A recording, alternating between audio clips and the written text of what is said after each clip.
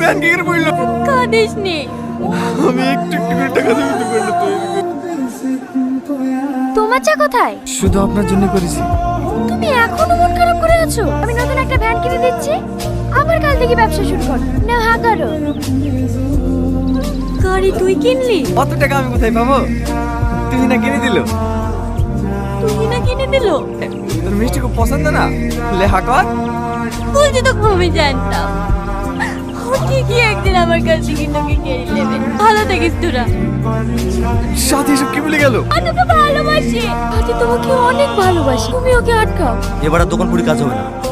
ওই শালা আগুন খেয়ে পৃথিবী থেকে সরে দিই, গাড়ি দিয়ে পিছিয়ে দেবো, অ্যাক্সিডেন্ট করে চলে যাবে। পারবো না মানে